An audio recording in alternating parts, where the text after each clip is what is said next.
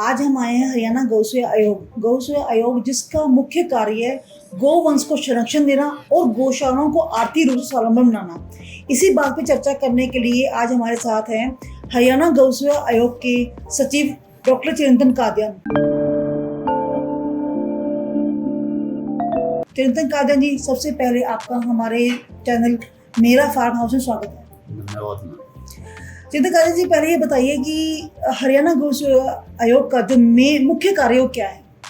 हरियाणा गौ सेवा आयोग का मुख्यतः पहले तो मेरे कार्यकाल से पहले कार्य रहा अनुदान चारे के लिए देना और इंफ्रास्ट्रक्चर के लिए देना। जी। मेरे ज्वाइन करने के पश्चात माननीय मुख्यमंत्री द्वारा स्पष्ट निर्देश दिए गए कि गौशालाओं को आर्थिक रूप से स्वावलंबी बनाया जाए ताकि वो अपने चारे के लिए, अपने भरण पोषण, अपने रहने के लिए आश्रित दान पर ना रहें। जी। इसी दिशा में हरियाणा गौ सेवा आयोग ने विभिन्न प्रकार के प्रकल्पों की शुरुआत की। जी। सर, पहला मैं ये जानना चाहती हूँ कि जैसे आपने कहा कि गौशालाओं को आर्थिक स्वरूप स्वावलंबन बनाने के लिए आपने कई कार्य किए हैं, तो इसमें से मुख्य कार्य क्या है और कितनी गौशाला हरियाणा में है? ये हरियाणा प्रदेश में कुल गौशालाओं की संख्या 624 है, जिसमें करीब 4.5 लाख गौवंश निराश्रित गौवंश है। जी।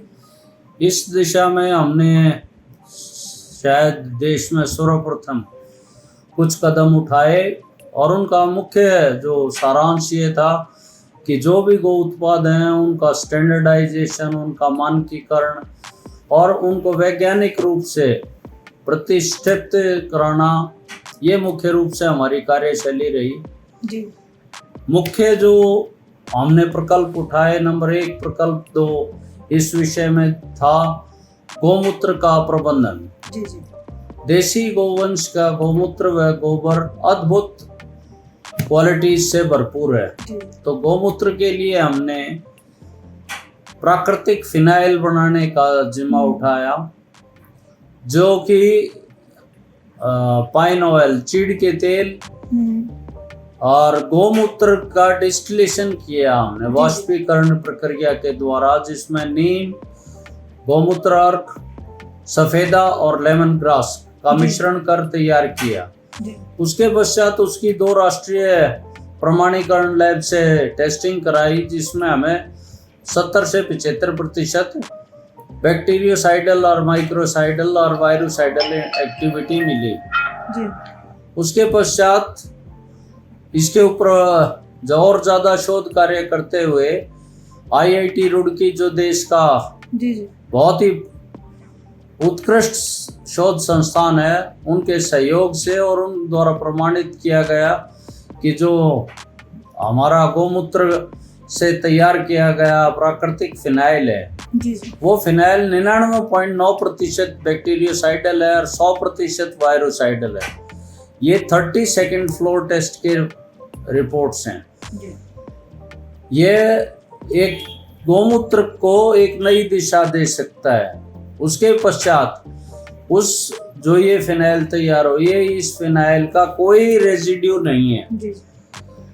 जो केमिकल फिनाइल है उसमें गामा एक्सिन मेन कंपोनेंट है, जो कि कार्सिनोजेनिक है, जो कि हमारे सफाई कर्मचारियों व परिवारों की जो गृहिणियां हैं उनके लिए बहुत ही हानिकारक है। और वस्तुतः इसमें 3 माता इन्वॉल्व होती हैं। पहले तो जो माता उसकी सफाई कर रही है, जो सफाई कर्मचारी है, वो भी एक माता का ही रूप है, आपको स्वस्थ। उसके बाद जब वो फिनाइल सीवरेज सिस्टम में चली जाती है तो आपके चारे को इफेक्ट करती है, आपकी धरती माता पोल्यूट होती है। वो जो चारा गाय खाती है, हमारी गौ माता खाती है, उसका दूध पोल्यूट होकर फिर मानव श्रेणी इफेक्टेड होती है।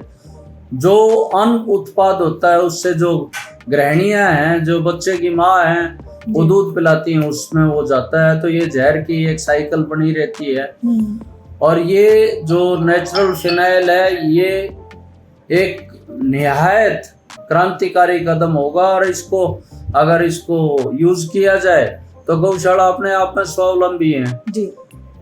तो सर जैसे आपने बताया हमें कि भी फिनाइल का आप वो कर रहे हैं, इसके अलावा पंचगव्य में भी काफी कार्य आप लोगों ने किया, तो उसमें क्या main है? उसके अतिरिक्त नंबर 2 कार्य जो हमने यहाँ उठाया है वो देश में सर्वप्रथम उठाया है, वो है प्रोम फॉस्फेट रिच ऑर्गेनिक मैन्योर का उत्पादन, जो कि गौ तत्व ब्रांड के तहत हमने एक अन्य कदम उठाया कि गौ तत्व ब्रांड को हमने ट्रेडमार्क रजिस्टर कराया, जिसमें सिर्फ गाय के गोबर से बने या गाय के गौमूत्र से बने या गाय के दूध से बने उत्पाद ही शामिल होंगे।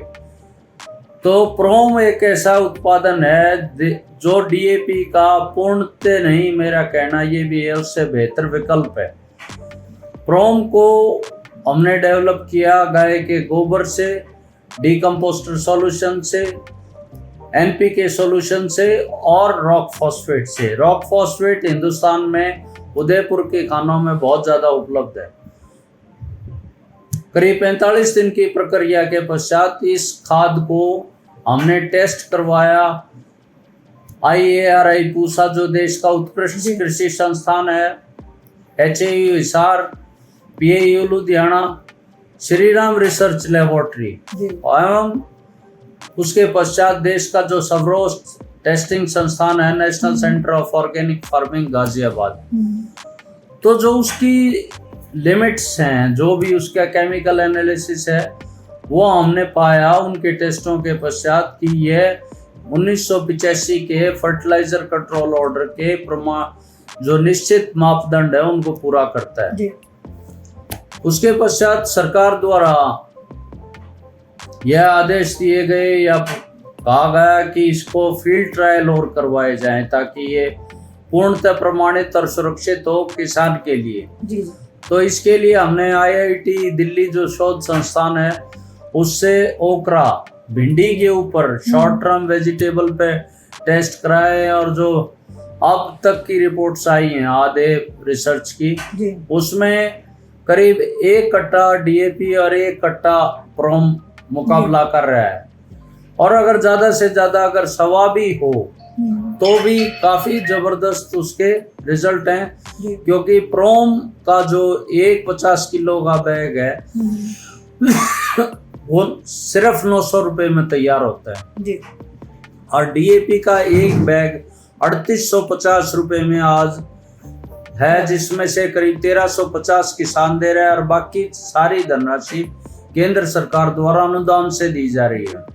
इस विषय में राष्ट्र के नीति आयोग ने भी एक पहल करते हुए एक राष्ट्रीय टास्क फोर्स का गठन किया है, जो कि सिर्फ गौशालाओं को आर्थिक स्वावलंबन की ओर ले जाने के लिए कृत संकल्प है। सर ये तो हुई बात गौशालाओं को आत्मस्वावलंबन बनाने की। अब अगर बात करें बिल्कुल नया जो चल रहा है कि लंपी स्किन जो रोग चल रहा है मवेशियों में, इसके लिए सर क्या आपकी तरफ से कदम उठाए जा रहे हैं? लंपी स्किन डिजीज का प्रकोप हरियाणा में करीब 28 जुलाई के करीब पहली रिपोर्ट्स आई थी। हरियाणा गौ सेवा आयोग ने माननीय मंत्री महोदय के संज्ञान में ले आई। मंत्री महोदय के स्वयं संज्ञान लेते हुए वैक्सीन मंगाई गई है।